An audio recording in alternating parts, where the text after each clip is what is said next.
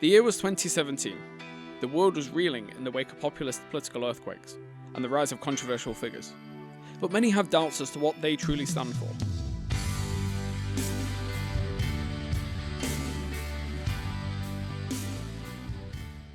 In this climate, we have had the opportunity to witness a rare cultural exchange between the city councillors for two sister cities, Kira Robbins from Lancaster, UK, and Sam F. Johnson from Lancaster, Pennsylvania.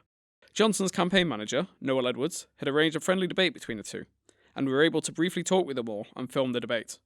This is what we saw. Johnson, he's a... I like to tell Johnson he's very rough around the edges, but I think he's a pretty good candidate because he's really brave. He's really authentic, and that's why I jumped on. Yeah. Well, at the heart of his message, it's all about bringing people together under that one big, strong guy to keep you safe. It's all about freedom. After all, it's my middle name. Seriously, the F is for freedom. I'll just list off some topics quick fire and you give us some thoughts. Sounds good. Quick fire, huh? No, I thought you guys didn't like guns. I'm just messing. Why do people think they need guns? People are afraid. They've been made afraid by a market that incentivizes fear and exploits suffering. They're being told that guns are the only way to protect themselves. People think that they don't need guns. What we actually need guns for is unknowns, right? There are known knowns, which is to say that there are things that we know. There are known unknowns, which is to say that there are also things unknown that we know unknowns, right? Things that we don't know. So I guess I agree with Trump there. But science is difficult. Tides go in, tides go out. You can't explain. And that, my friend, is what we need guns for. I don't think that any sane person in this day and age really believes we should use nuclear weapons. The cost to the planet. We need to take a stand and say that we will not play around with weapons of mass destruction. The only way to reduce the number of nuclear weapons is to use them. Healthcare is a human right, plain and simple. The discussion in America is ridiculous. We need to care about the people, not just use them for profit. The ones really putting the strain on the healthcare system, those exercise freaks, Wait, you're serious? People are people, corporations are corporations. People live, people die, they suffer, they actually pay their taxes. It's unconscionable that America is pouring billions into corporations, claiming that they are people. Well, corporations are people, my friend. Of course they are. Where do you think the money goes? Whose pockets? Whose pockets? People's pockets. So I'm just gonna make sure you're all... No. No. Be honest with me. Would you fuck me? Okay, Johnson. Because I'd fuck me. I mean, look at this.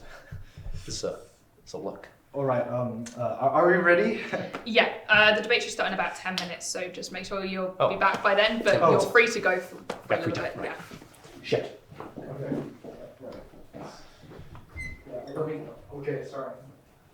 When we reviewed the footage from before the debate, we discovered some disturbing audio picked up on Johnson's mic. Johnson, what are you doing? What does it look like I'm doing? You got a debate in like 2 minutes, and you're starting it up. Oh, come on. Don't get all righteous on my ass. How do you think I can put on such a good show? A show? Is that a... Oh, no. I didn't hire you for your opinions. I hired you to help me win. You campaigned against legalization. And everything in politics is fake. Are you really that fucking stupid? It's amazing. You can say whatever crazy stuff comes into your head and people just eat it up. They think it makes you real.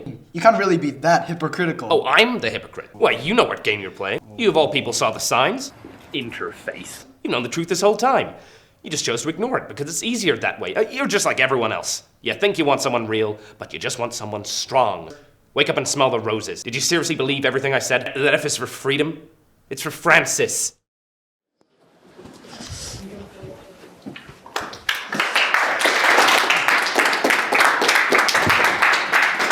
Alright, we're going to begin with opening statements and then responses. Mr. Johnson, take it away. Opening statement. Could I just get someone from the audience? Lady. Take this. It's the American flag. Very precious. Hold it up. Got it. The world is a scary place. People are terrified, and they should be. You need the politics and the policies of strength. You need a strong man leading from the front. There's going to be a lot of talk tonight about facts, figures, a real change, believing what you say. What you really need to know is this world is like a WrestleMania, and I'm gonna be your Andre or your Hulk Hogan. It doesn't work because you're British. You don't get it. It works better back at home. All you need to know tonight, whatever fancy politics the lady behind this flag brings up, is that everything she says is not true. She is not going to say one true word. Everything she says is fake. USA. Thank you. You can go.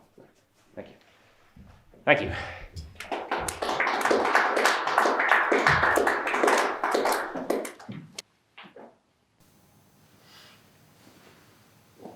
I agree that people are scared.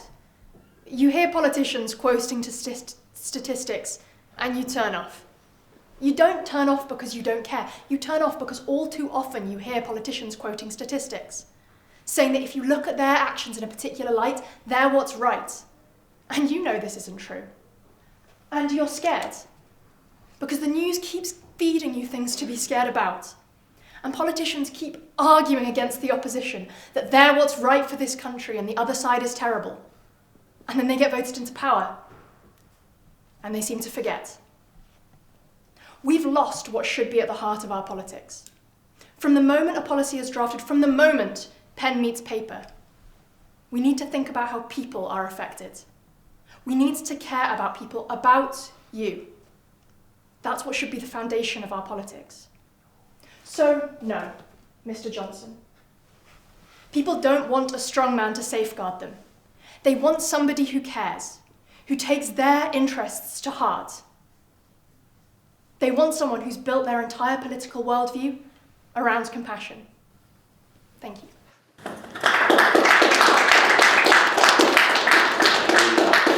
Really heartfelt.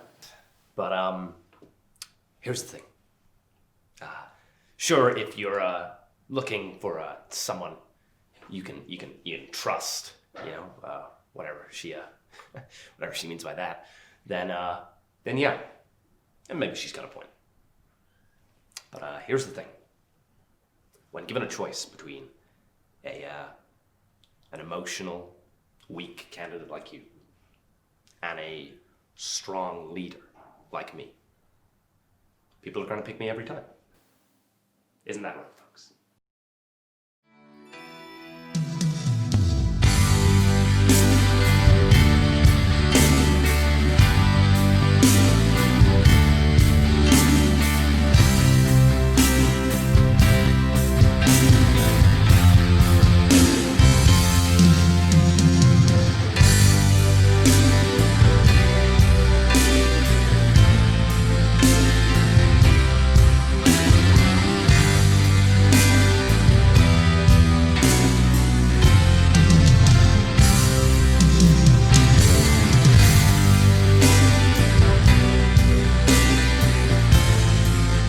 All I'm saying before I was so rudely interrupted is